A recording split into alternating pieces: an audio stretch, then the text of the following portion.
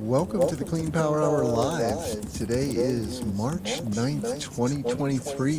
The Clean Power Hour is brought to you by CPS America, the maker of North America's #1 three-phase string inverter. With over 6 gigawatts shipped in the U.S., the CPS America product lineup includes three-phase string inverters ranging from 25 kW to 275 kW. Their flagship inverter, the CPS 250-275 kW inverter, is designed to work with solar plants ranging from 2 megawatts to 2 gigawatts. The 250-275 kW pairs well with CPS America's exceptional data communication and controls and energy storage solutions. Go to chimppowersystems.com to find out more.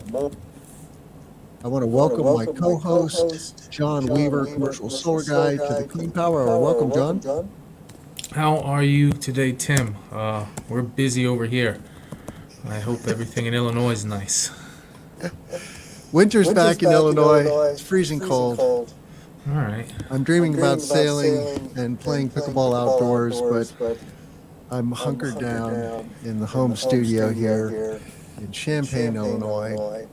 Life is good. The solar industry is growing by leaps and bounds, and we have such wonderful legislation thanks to the Biden administration that is fueling not only growth of the solar and storage industries, but all kinds of energy efficiency and retrofitting going on in the built environment, which is going to give humanity some glimmers of hope. I think solar isn't slowing. Right now, we have plenty of inbound calls.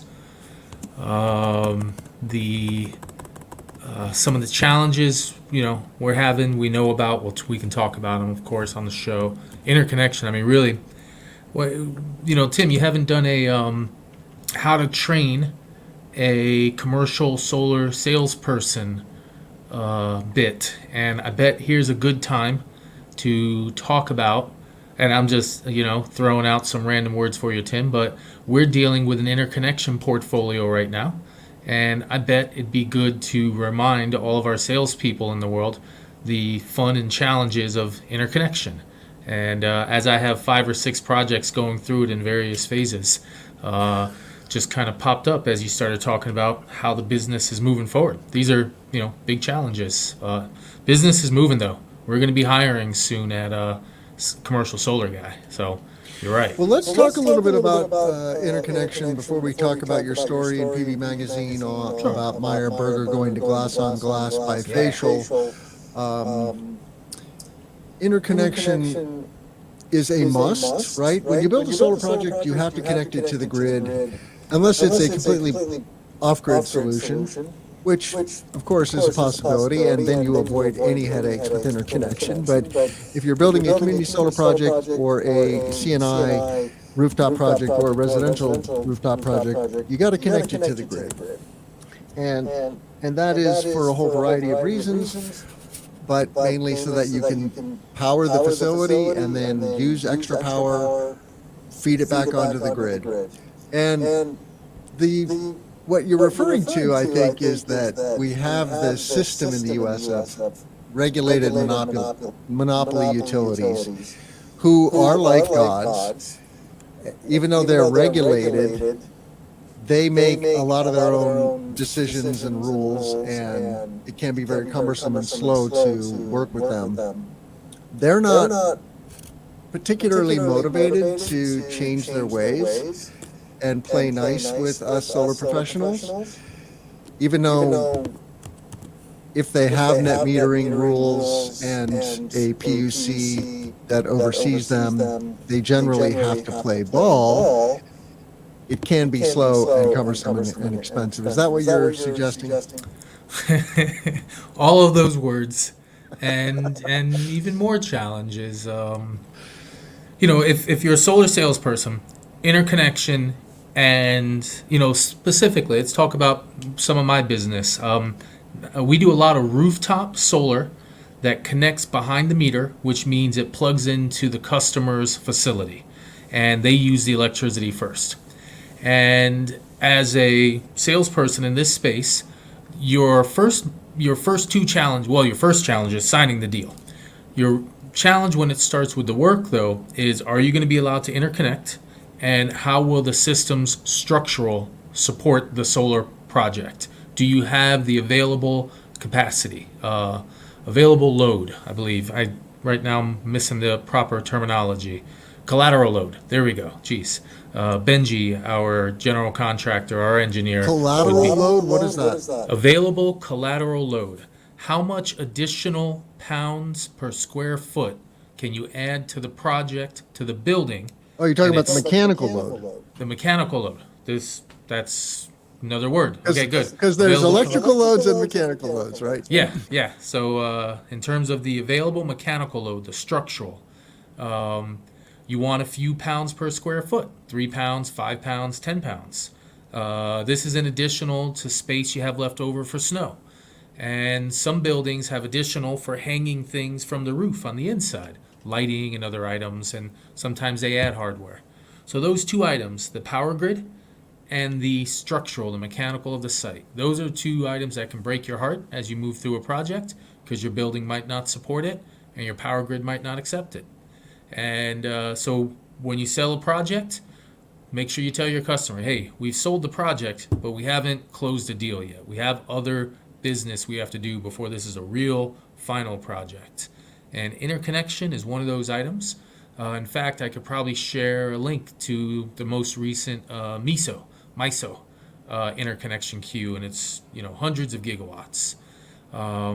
We have a small project behind the meter, 25 kW. It's been put on hold for interconnection because local substation upgrades are ongoing. These upgrades are due to large solar projects, multiple megawatts that are filling up the capacity. We're actually working on a portfolio with a customer in California where we're working our best to get a batch of projects submitted to the utilities before net metering 2.0 runs out. And that's another interconnection challenge. So interconnection is a big one. Across the nation, we have hundreds of gigs of interconnection out there. My company's dealing with interconnection stuff. Electrical engineers are in great value if they can speak the language of the power grid when talking with the utility. So lots of interconnection, wonderful terminology to use if you're a solar salesperson. And You accept. have a headset available, John, because we're getting an echo. Oh, I do. I don't know if it'll work. We can test it out.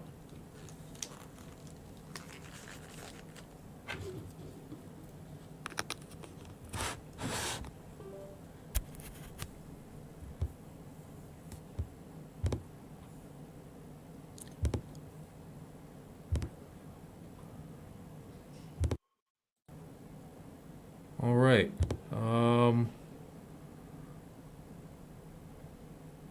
How you doing right now? Can you hear me?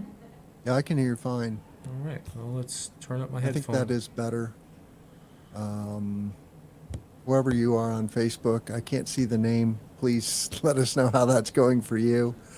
And let's talk about your story in PV Magazine. It's on screen now. All in on the future. Meyer Burger shifting to 100% glass on glass bifacial. This is a story, John, that I am not at all surprised to hear. Are you? No. I really like the glass technique tool, the way modules are made, and I really like. And the reason I wrote this story is because glass modules. Thank you, Carlos, for that feedback. On the feedback, the glass modules, as I wrote about in this article, have the best module degradation. And the reason I really got excited when I heard that Meyer Burger was doing this, it happened in a conversation that you and I had on the Clean Power Hour with the CEO, with Gunter of Meyer Burger. And he came on the show and he said they tested their glass modules in their accelerated testing hardware, and they found there was nearly zero degradation that they discovered. They do like 1,000 hours in accelerated testing or something to that effect. And we reached out, and PV Magazine and articles I wrote, I followed up, and we had other conversations. And this is a module that could last 50 years and be at 90% of its original output. A glass solar panel. And that's why does I'm curious though, why does a module being bifacial reduce degradation? I don't think the bifacial is what reduces it. It's the glass. It's the seal of glass. Bifacial. So having a plastic backsheet, which is what a monofacial module would have, is somehow causing more degradation of the solar cells? Yeah, absolutely. It's. I believe it just comes down to the seal. We could actually probably invite Meyer Burger back and ask him why, but I think it comes down to the seal. Glass seals better than plastic and glass, and I will say this though, Gunter, the CEO at Meyer Burger, he mentioned that glass modules feel zero mechanical stress. So it might also be that the stability of a glass versus a glass plastic. You mean just when they're buffeted by the wind and the snow out there? That glass structure is more stable. Yeah, and to be honest, I'm not sure if that's really what the kicker is. I just know in the very short words back and forth that we had that he mentioned there was no mechanical stress. And I actually put that quote here in the article. But I think it comes down to the seal, the fact that you can beat the heck out of glass and it's going to last. And there's the key. Right now already this module is warranted at a 0.2% annual degradation. But that's a very conservative number from what I've been hearing. Like the real value is closer to 0. We'll see. I mean, we don't know. It's a new product line. Glass modules haven't been around that long. We do have glass plastic modules that have been around for 40 years with no degradation. And those are farther and fewer between. In the older style modules, maybe they had thicker silicon or with no thicker degradation. Plastic. I don't get that. If we every once in a while you go out to Google and you're gonna find these weird installations in like Switzerland or the Netherlands that they just had amazing modules from 1985 there was no cost cutting, and it's it's like that thing, people didn't make them the way they did before. Something interesting. I didn't know that you could put a solar cell out in the radiation and not have it degrade. Period. I thought it was at the molecular level that the solar cell was going to degrade, but just by the UV radiation. But maybe I'm wrong about that. Maybe it's the whole combination of, obviously there's many factors that lead to degradation, but I just thought the radiation alone would cause degradation of the cells. Maybe we need to find ourselves a proper scientist. You got too many sales guys on this call, so Tim. The reason I made my comment though, John, is that bifacial modules are definitely taking off. They're very popular, and especially for ground mount applications where the module is raised off the surface, and so you are getting reflection off the ground, and especially in the winter, of course, but no matter. And then for the makers, for the manufacturers, it's just simpler, right? If they're selling a popular product that's bifacial, why not streamline their production and not have to hassle with a monofacial module period anymore? And I just think there's economies of scale there probably from the process that tell them, hey, just do bifacial. The cost difference is subtle anyway, right? And it's what, a 10% delta in price? I bet the logic you're taking, the streamlining of in the Meyer Burger press release, they specifically bring up the streamlining and how it's going to make business plans faster. So yes, you're absolutely right that the cost of the module and having the Streamlined being faster is it. I just, I want to talk about the cool tech. But managing the product lines is without a doubt. That was literally the first thing that they said in the press release is having a single line. They're going to announce their new product line come this summer at Intersolar in Munich. And the Goodyear facility, which is where Meyer Burger will be making panels come next year in the United States, that facility will have all glass from day one.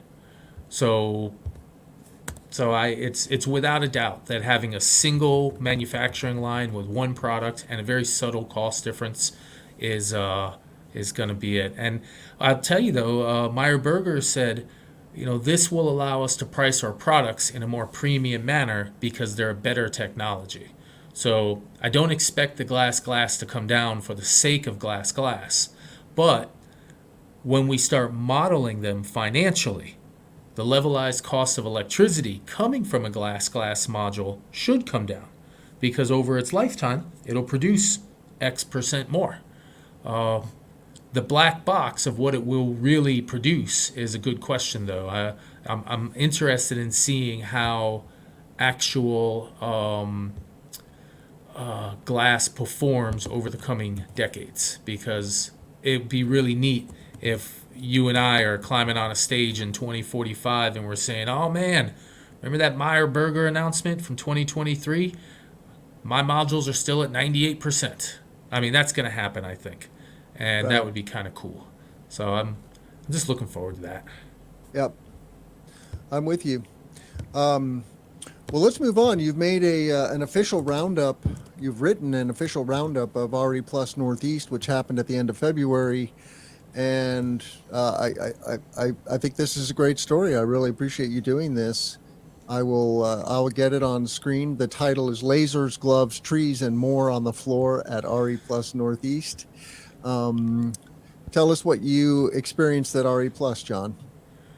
So the first thing is at the RE Plus Northeast show that's in Boston, in New England, in February. has increased its attendance. And, I guess everybody in the Northeast is like, all right, I've been in the house long enough. I'm going to go hang out with some people. So there's that. So with that, the show's getting more populated. When you come into the show, there's now two places for the floor. There's the old places off to the right where you go down the escalator and there's two big rooms and the hallway filled up.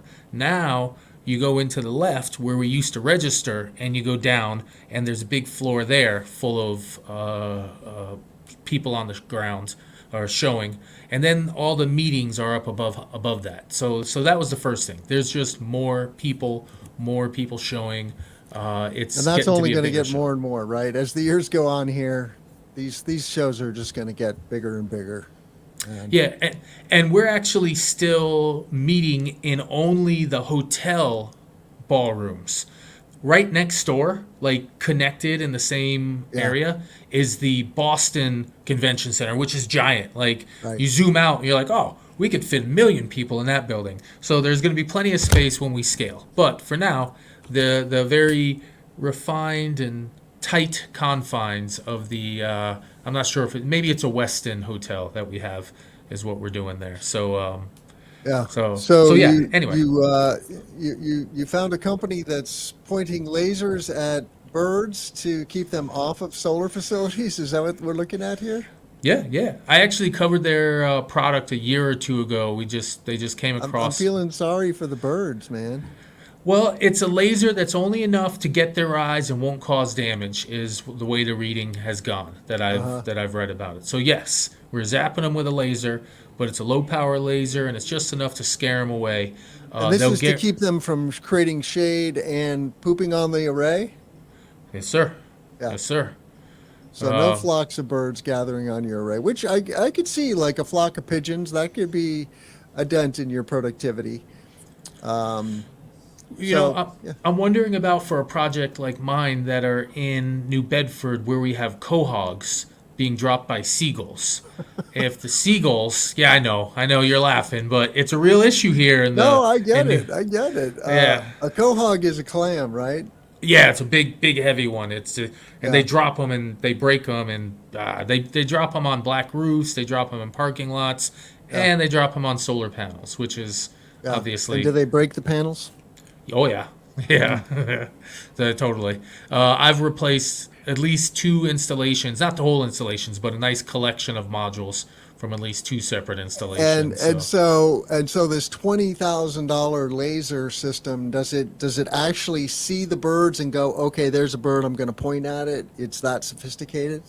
It does have some machine learning where it can detect where birds are congregating, is what they said, but it just spins around.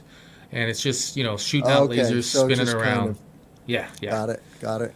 Yeah. Gloves. I thought this glove was cool. I've never seen a impact protection glove. This company, Superior Gloves, they have like on their website, they have like 10 different types of gloves. So it's really cool. I had no idea there were that many types of gloves. I just want gloves so I don't get blisters on my soft Microsoft Excel hands.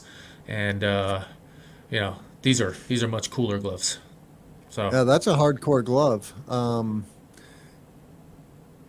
I didn't realize you needed so much knuckle protection if you're a solar installer, but kind of makes sense. yeah, you got to fight them wild boars.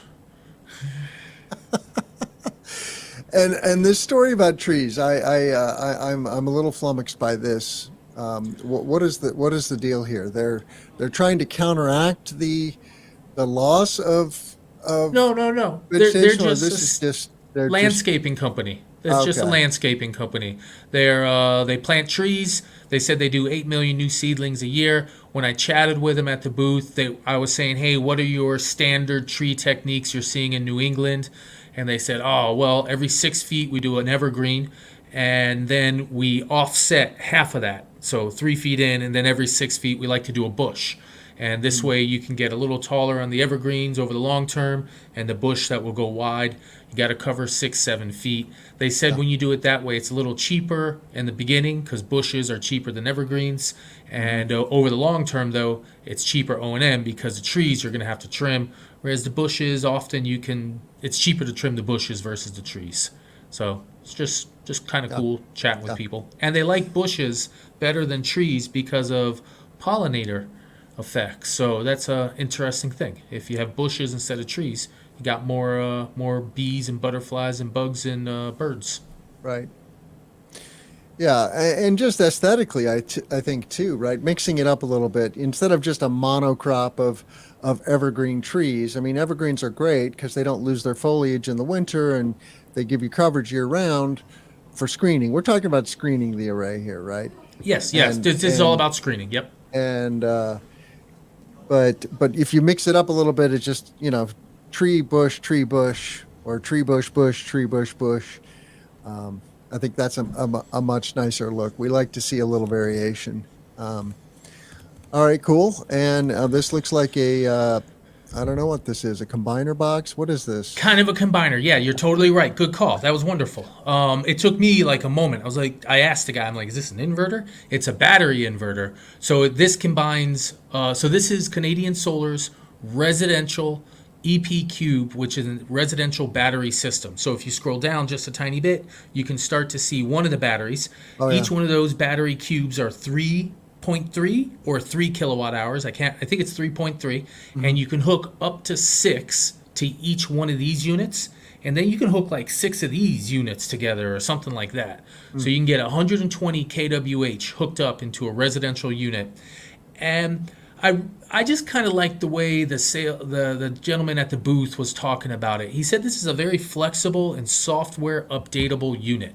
He goes, for instance, you can switch from AC coupled to DC coupled with one wire move, and he pointed it out. I'm sure there's got to be a little more than that. Then he said, this unit is vehicle to grid ready. All you got to do is this to this. He goes, also, the unit is software upgradable online, and then we have a plan where the electrician will come out and adjust components internally. So the thing that I thought was cool is just the flexibility of this system after it's installed as the market starts to change a little. Because, if a lot of these inverters we've sold before we add car chargers to them, or before we add batteries, if we were to want a tightly integrated solution, we'd have to get a new inverter. This unit seems like it might be able to survive an upgrade round or two. And so I just thought it was cool because of that. Just a flexible battery inverter unit, which is. And what does EP stand for? Do you know? I have no idea. Yeah. Energy power. I don't know. The name E cube was probably taken, so EP cube. Yeah. That's my guess. And it's owned by Canadian Solar, so there you go. Yeah. Canadian Solar's. I mean, all of the solar module companies are in the storage business now, pretty much one way or another, whether it's through a parent company or they themselves. And it just makes sense, right? Solar and storage. It's a pairing that it's just so logical. And if you're a solar professional, consider yourself a solar and storage professional and start boning up on storage and that value stack, because it's a much greater value stack. And, you can triple the ROI of a solar project by adding storage to it. So it increases the CapEx. That's the challenge for the buyer. But the ROI is complementary and greater. Plus you get the potential for off-grid if you have a big enough system, which is huge if you're in a place where the grid goes down, which happened this winter in the Midwest because of winter storms. Not where I live, but the north of where I live. All right, fencing. Wellscroft Solar Perimeter Fencing, a company specializing in solar perimeter fencing. That is interesting. Well, I think they just had a website that was Wellscroft, and one of the product names was the solar perimeter. So I think the company name is Wellcroft. They don't really focus only on solar fencing. Yeah. The reason I like this, though, is that it's the first time I've seen somebody do solar fencing that wasn't chain link. And farm fence. I love farm fence. And they said it costs a lot less. It's less volume of material, and it has an aesthetically pleasing look with the wood and the lighter product. And so I thought it was nice. The gentleman also said you want to make it 8 feet tall, and he goes, that's still cheaper than your 6+ barbed wire or your 7-foot fence. He goes, the reason you want it 8 feet is that 6 and 7 feet, deer will just, that's it right there. Protects against deer. And I was like, wow, so the difference between 7 foot and 8 foot is a big difference? He goes, it's enough. So I was like, all right. So I don't have enough experience with deer jumping over, getting caught in my systems, but eventually we will, I'm certain. He also said one natural benefit of farm fencing that he likes in general is that critters can get in and out of it easier and better than chain link. And I was like, okay, that's cool. I'm worried about squirrels, but squirrels get wherever the heck they want to be. So it doesn't. You don't get squirrels out. But if other critters can get in there and be natural and help the ground aerate and do things, that sounds cool. I think this is important for rural communities. I think it's going to improve the acceptability of solar in farming communities, because they're used to seeing this farm fencing around paddocks, for example, where you're keeping horses or other livestock, and chain link just has an industrial feel about it. You feel like it's a prison yard or something, and I just don't like the feel of it. So I much prefer farm fencing. It's cheaper on the front end. It's a little less durable. So, I don't know about the total lifetime costs of fencing, farm fence versus chain link, but I say go farm fence if you can, and you'll get less resistance from the neighbors. So, which is very important. We want to put the farm back in solar farming.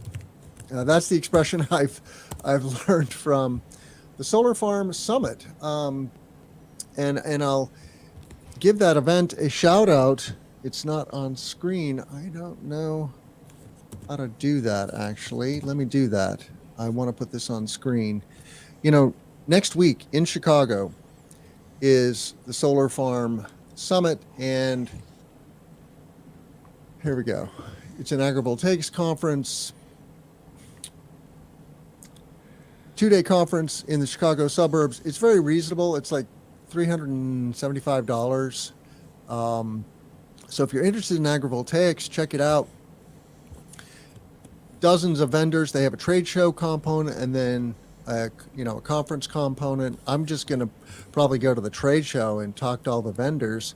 I'll be there on the 15th for anyone who's going to be there. And the website is solarfarmsummit.com. So check that out. Excited for this event. And it's nice to see a dedicated solar farm conference or a agrivoltaics conference come to the U.S., right? These conferences have been happening globally, I think mostly in Europe, but now the U.S. is catching on. So happy days for agrivoltaics. I want to do an ag project. It would be really nice. My company is soliciting one right now. We need to really get moving on our next stage of it. So it's a small one.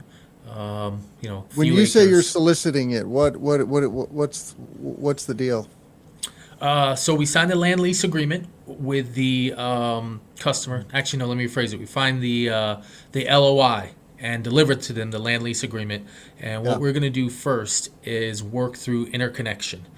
This is a challenging interconnection location, and we're going to put in our project size on the AC at 199 kW AC because we believe that'll help us move through the interconnection queue. And then we're going to oversize the DC. We think around 2.5 to 3 to 1, and that'll let us interconnect. So when I say soliciting, so the landowner wants to do agrivoltaics, or when you say there's an ag component, what is that, or the dual use? So currently the land is being done with gourds and some sweet corn, and the landowner is trying to get additional revenue for the land as they get older. They want to leave it for their daughter. And so the goal is to add revenue to the land. Right now they lease it out for like $20,000-$30,000 a year, and we're trying to add double that number and keep the farming alive. So that's our goal. And so they want to have dual use, dual revenue.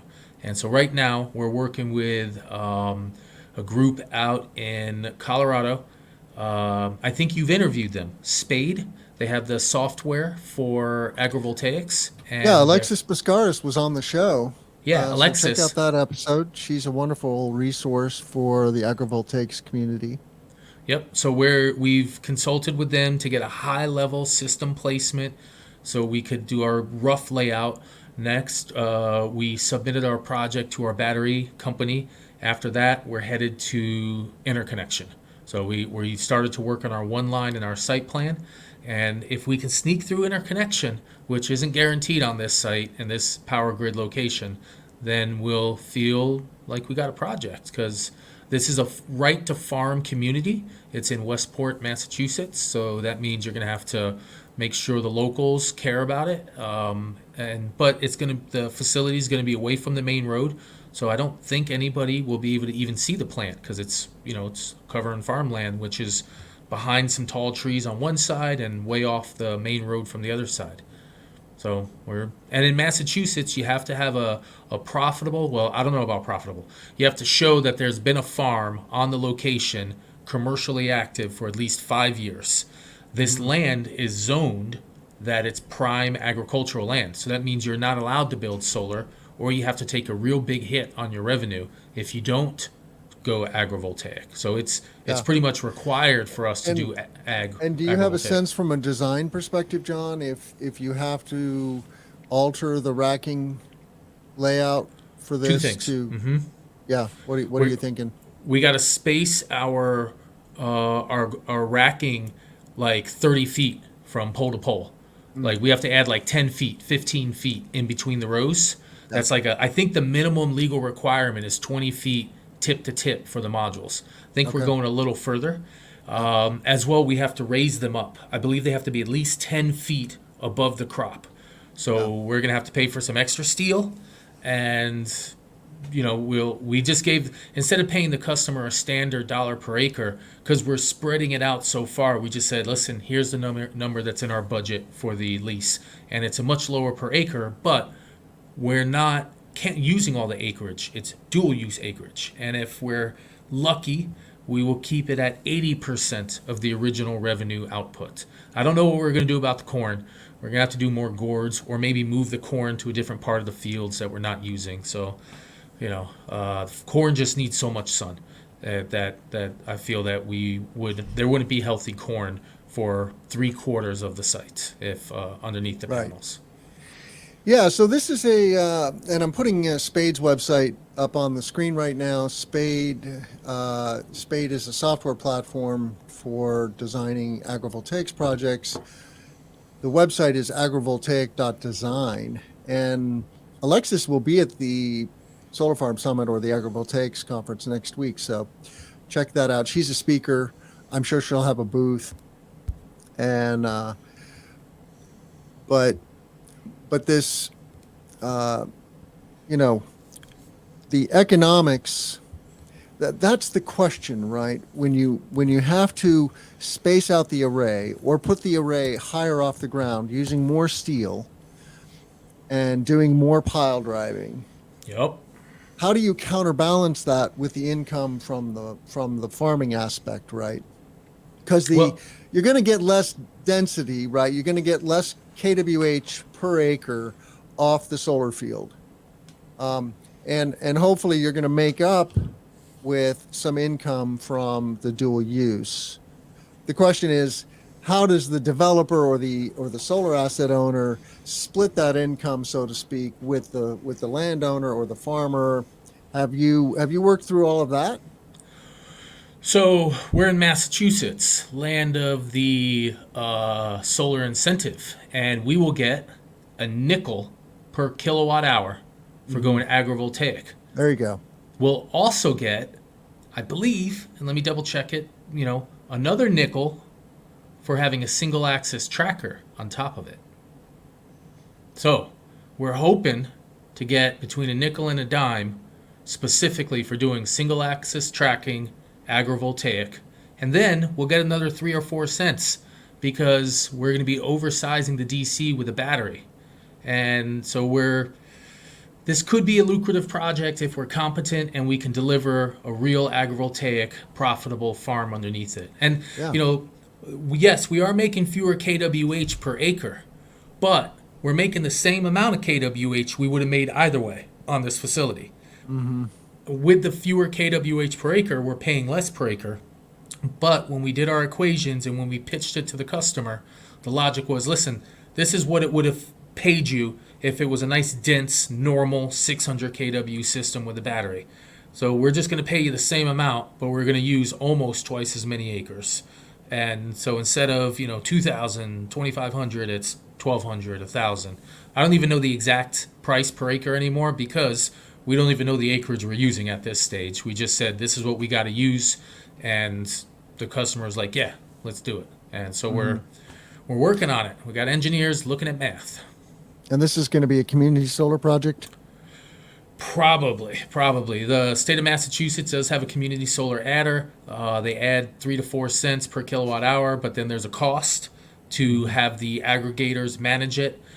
So it's probably going to be community solar. At minimum, though, it will be a standalone project that sells 100% of its electricity to the utility in a 20-year fixed contract. If we can get a community solar adder, that would add just a little bit more money to the revenue. But so if it wasn't community solar, you could make the economics still work?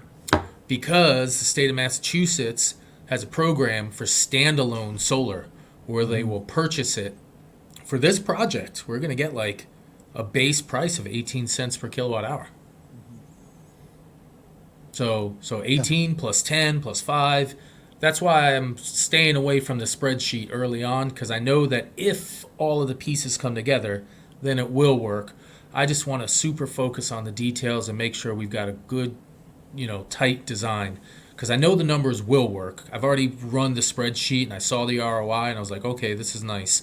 Now it's just about doing it right, because the state has the financials in place to support a project of this nature. You just gotta, it's the first time we've built. I know other people have done above 10 feet. I've seen them. I've visited them. I just haven't done it myself. So, and that interconnection, it's a bear getting through interconnection, man. And this local hosting capacity analysis map that we have, it's just like, there's like many megawatts of projects going into this substation. But there's a few hundred kW just sneaking around that I'm hoping we can sneak in with. So, wish me luck, Timothy. Yeah. All right. Good luck, man. Yeah. I This love is developer. This is me spending developer cash. It's scary. It's but no risk, no reward, right? So you gotta push the envelope a little bit. Yes, sir. All right. Well, let's go to what I'm going to call the project of the week. You found a lovely, very fascinating flat roof, flat layout, right? But why the scaffolding on top of the solar is the question that I am struggling to understand. So somewhere within the comments, and I looked this up because many people asked me. So I don't know. Just so the readers that are or the listeners that aren't viewing us on a video right now, what we have is literally scaffolding with big chunks of plywood that are laid out on top of a solar power system, which is installed on a metal corrugated roof. And Timothy. It doesn't look horrible. I mean, they could have protected the modules a little better. I mean, I'm curious if this caused damage. The question is, what is going to go on top of that scaffolding? Because if maybe there's nothing that's really heavy going on top. It's so curious. Like, what are they trying to achieve here? So the EPC, they're not going to build a building on top of the roof, right? Correct. Yeah. So the EPC, the solar EPC, said this was used to remove let me write it down. Remove wall cladding, per the solar EPC. So now the solar EPC wasn't involved with the scaffolding project, obviously, but what they heard was that wall cladding. And I guess in one of the images, maybe you can see the wall. I don't get why they did this. I mean, there were plenty of spaces for contractors to move around, but there's something about removing wall cladding that was mentioned by the EPC. I don't exactly know. I found it on LinkedIn, but my gosh, look at that. Yeah, it's pretty dicey. And yeah, I'm curious how, I've done some 5-degree tilt projects, and the electricians in the field don't appreciate the 5-degree tilt because it's just hard to work when the panel is that low of an angle. Here we've got flat, and this is not uncommon in the Southeast where there's high winds from hurricanes. I don't know where this project is, but how do you wire that? Like, that's got to be challenging as well, huh? You wire it before you attach the panels, and you hopefully have some module level power electronics so you can know which panel is dead instead of having to do the whole string. But Tim, actually there's a whole class of people who are quite used to doing flat. They're rooftop installers for residential. This is very similar to a residential, flush mount installation. Okay, so plenty of people that do it. It is a headache, and knowing which module is bad is terrible. So faux pas of the week, Timothy, is what I will call this project. Yeah. So I liked it. I like to see it. Just reminded me, John, don't ever, ever do this. It's bad for you. I don't know. The post is from Darren Stock's EPC Solar Group. Oh, where are they located? Click on his profile. Let's see where he's at. He's in Australia. Oh, okay. Well, Canberra, Australia. Canberra. I want to go to Australia at some point, Tim. We got to do a show from Australia. Think we could pull it off? They've got weird birds there. I know that. They also have a lot of animals that kill people. It's kind of like a thing. I know we have animals everywhere that kill people, but What are you talking about? Animals that kill people? Oh, you're talking about like poisonous snakes? they got snakes, they got spiders, they got Yeah, birds, they got right. great white sharks. It's just kind of an internet meme that Australians have to be kind of hardcore to live. Yeah, they got to Can you put fight. the Bloomberg story on screen? Because Oh, absolutely. I just get a big fuzzy. Um, Well, but this next story, billion-dollar power lines finally inching ahead to help U.S. grids, from Bloomberg. Suddenly, several big power line projects in the U.S. are moving ahead, bringing with them a flood of potential wind and solar power. Yeah, we're going to triple the grid, when we make the energy transition. So we need lots of power lines, and it's a challenge from a permitting perspective, I guess. But what's the story? it's transmission. I saw a recent stat that by Jagar Shah, who said transmission was growing at about 1.5, 1.6% a year in the United States, and that we need it to grow at about 3 to 3.5%. So we need to about roughly double our transmission build out in the US to, Hmm. at least per his stats, to deploy enough wind and solar in a cheap manner. And of Yeah. course, there's the SEAMS study, SEAM as in like, a strategic connection. And the SEAMS study says that if we were to build 6 or 7 power lines in strategic spots and interconnect the grid, we could have a whole bunch of flow. So there's some strategic lines.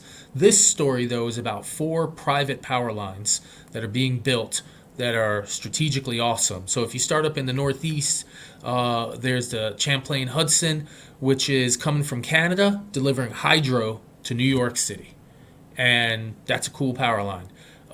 There's the Grain Belt Express, which is moving wind from like Oklahoma Panhandle toward Illinois and Chicago. And I just saw a headline today, Tim, that Illinois, I believe, you might want to double check this, just approved the Grain Belt Express traversing across Illinois.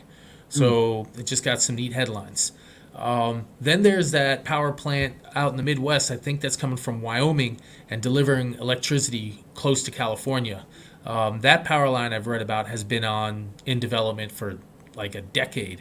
And I read that it's already $1 billion for that thing. So just cool. And then the SunZia down in the Southwest, bringing electricity east. So the closer these folks can get electricity to California, the better, because they have a big market to sell it into. And if we can bring wind into California, that's pretty cool, especially wind that's from the Great Plains, because the Great Plains are going to get windy earlier in the evening than California, and that means they might start to affect the evening bump that starts causing issues around 5 p.m. And so that would be kind of neat if we could get Great Plains wind into the California evening peak. And so this is just cool. It's 4 power lines that are moving forward. I think the headline somewhere said there were $13 billion worth of power lines. So that means the line workers are going to be very well employed for a while. They're going to be working in the middle of nowhere, but they're going to be employed. So just power lines getting built is good for us, good for our machine. Yep, and that Grain Belt Express has its own website, grainbeltexpress.com. Apparently, it's an Invenergy project, and I don't know what the latest news is regarding Illinois, but Kansas, Missouri, Illinois, and I say, yay, let's do it. We want more good modern power lines to move wind, solar, and battery energy around the country. Yeah. Gotta have it. So yesterday, the Illinois Commerce Commission approved the construction of the high voltage power line through the state that will cross both Pike and Scott counties. So Sweet. if it's somewhere out there, it's going on. So yeah, Grain Belt Express, kind of cool.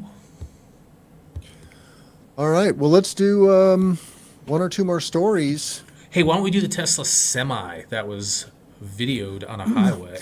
Well, and I wanted to briefly talk about the last week when we were doing the live, they or just after that, Tesla did an Investor Day event last Thursday, and there was a great 30-minute recap that I posted on LinkedIn. It was a 3.5-hour event, and Musk rolled out a whole slew of executives from the company. So he was only talking for part of the event, but the focus was on global sustainability, and they've run the numbers, John, on what it's going to take to clean the grid, decarbonize heavy industry and transportation, right? And the good news is, and this isn't news to you and I, but the good news is to the mass market and to consumers is this is totally doable. It's affordable. It's about $1 trillion project. It's 1% of global GDP. And we're going to save consumers money. We're going to reduce deaths from pollution and, of course, reduce the impact of climate change if we can get our act together and do this fast enough. The cool thing for me was that they did the numbers on the what it's going to take from a mining and minerals perspective, right? The copper, the aluminum, the silicon, the lithium to go in the batteries of the EVs, right? And they were like, yeah, this is totally doable. This is not going to completely freak the supply chain of the world out. So stop freaking out and let's get to work, right? And so I just love that message. And so Musk was seemingly on point, I thought, and very cogent. And I've been very critical of him for going to crazy town with Twitter in the last 6 months, but he's still a good guy, and he should just do more of this and less crazy town. And they also showed some footage of the robot that they're building, right? The humanoid robot. But you were excited about the semi, and the semi is being produced, I believe, now, right? Yes. It may be in limited volumes. It may not have its own like super fast construction line, but I don't know that answer explicitly. I do believe it's being manufactured in Texas. But yes, it is for sale, and from the best of my very limited knowledge, it was mostly Pepsi via, I guess, their potato chip shipping business up and down California to start off. So I just thought this was a neat little video of, I don't know, it's just a semi. That says Frito-Lay on the side of the semi. Yep. And it's a Tesla semi rolling down the road. Pretty cool. Yeah, that's it. There's no great sound. There's nothing. I mean, maybe the sound is on, but you can't hear the thing because the guy's windows are up. But it's just cool. It's some guy driving a Tesla who sees a Tesla. And, this is transportation. These are transportation costs. And this is, emissions in the United States has more emissions from transportation than it does from electricity. So the electricity industry is working hard and beating down emissions. The transition from coal to gas has helped. And then since the year 2000, the transition where we've gone from, 3% of renewables to, 15%, and where we're past 40% or near 40% zero carbon. So that's our grid transition ongoing, doing great. Now the transportation transition. And I drive an electric car, Tim. You've owned an electric car. Electric cars are growing. So it's just cool to see the next piece, the adult piece, the big piece, these trucks. Because these trucks put so many miles on that every single individual truck has a real effect on what's going on in the grid. And, it's just good. It's good to see, a Tesla truck, an electric truck. And, maybe Tesla gets too much attention because there are already other semis on the road. I just don't see too many images of them because, Tesla fans are weird. So they take videos of everything. Whereas the Volvo fan, they're like, look, a truck. And they continue on. So I just want to see more EV trucks. Let's do it. And you see more Cybertruck footage in the news now too, right? They've got some prototypes, some I think these are ready for mass production prototypes. The truck got a little smaller, I think by 10%, something like that. And it looks good. So I still have my Cybertruck reservation. I threw in the towel on my Rivian reservation. I decided I'm not going to spend $90,000 on a pickup truck, but a Cybertruck, I'm pretty keen to acquire a Cybertruck or a Ford Lightning. I still have a Ford Lightning reservation. I'd be honest with you, for my company, we want a Ford Sprinter. I want one of those mailbox trucks or something with a whole bunch of space for the residential solar panel group. If we could fit one residential solar install in a van, I would have a large, beating, happy heart. So that's our next business goal with the residential company, is to afford that. Well, that and to pay the guy his full proper wage, but that and a truck. So we're working toward it. Last story. You want to do this wind story? I just thought it was neat. I thought it was really cool. So in Australia, there's a 100% almost wind-powered mine.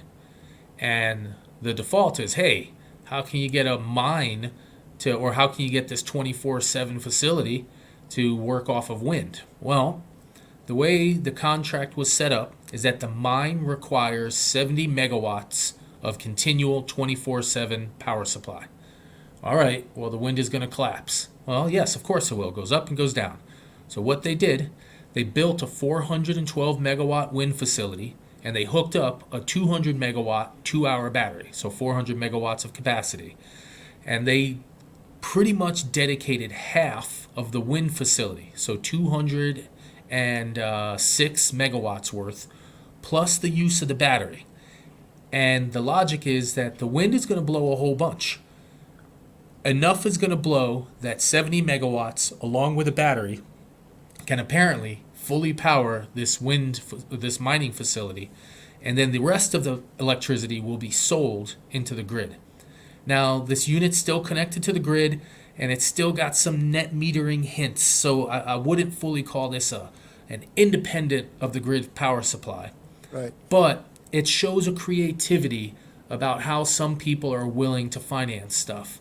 And I don't know, it just seems something. It seems like these higher demand, higher requirements for energy, maybe these people will pay a little more. Maybe they'll sign a slightly different contract. Maybe they will set the base of the broader power grid for everybody else. And I don't know, large industrial clients they buy lots of electricity, but they pay less. So I don't know. I just thought it was a creative finance tool, a creative design. There's a lot more electricity being produced that's going to be sold to the grid, probably in the merchant market. How that deal works out fully, I don't know. But there's some good thoughts going on, and I'm very interested to see how projects like this would get more so integrated into the bigger power grid to make us one big safe machine, because one mine doesn't make a society. So one mine as part of a bigger power grid, though, that's pretty neat. And what's also cool about this, of course, Tim, is that this is now a clean electricity powered mine. And if we have mining vehicles that are electric, and then we have a mine that's electric powered, suddenly we have materials that are very clean. And the next stage is, of course, the factory. Whatever's being made at this mine, how's it going to be processed? And if we can clean up that factory, we suddenly have a little tiny piece of a clean supply chain. And that's cool too. That's really cool. Agreed. Love the combo. It looks like they're putting together a wind solar battery hydro project there. But John, we are out of time. I want our listeners to know that they can find you at commercialsolarguy.com. And what else should our listeners know about you and finding John Weaver? So we're a general contractor in Massachusetts, Rhode Island. We are doing a little bit of building in New York, hopefully to do some building in Pennsylvania. We own a residential company as well, and we do a lot of consulting. So why don't I see the Whaling City logo like right here front and center? I got to do some upgrades to my website, man. I got to do some good work. You're right. It's on the list. I'll tell you. We've been so busy and working hard. We get a lot of inbound leads, just people looking for questions. We have some really good customer opportunities right now, and we need to make a little bump. And we're super close to. I don't know. We're about to hire a new salesperson, project manager, and we need like one more person. We need like an office admin who can work with me on also doing marketing type stuff. So that'll come next. But yeah, got to get that logo there. No questions asked. So Tim, where Excellent. can people find you? Well, check out all of our content at cleanpowerhour.com. That's on screen right now. And you see we're bringing you week in, week out interviews with people like Kelly Roach of Renewable Properties. We had a great discussion about community solar in California and across the country, past, present, future. So wonderful discussion about community solar. If that's an interest of yours, check out cleanpowerhour.com. Some other recent episodes. And we're doing this news roundup every Thursday, which you can also find here. We produce this on YouTube, on our Facebook page, and on LinkedIn, and then it goes on the audio platform here on cleanpowerhour.com. Next generation of energy professionals with Michael Wood. Just a wonderful interview with a very thoughtful young podcaster himself, an energy professional at Duke University who's about to go into the big bad world of clean energy. He's still figuring out exactly what his next move is, but check out Michael Wood III. And his show is called Energy Terminal. So check out his podcast as well. And with that, I will say thank you, John, for being here. And to our listeners, please reach out to us on LinkedIn or on our websites. We love to hear from our listeners. And with that, let's grow solar and storage. I'm Tim Montague.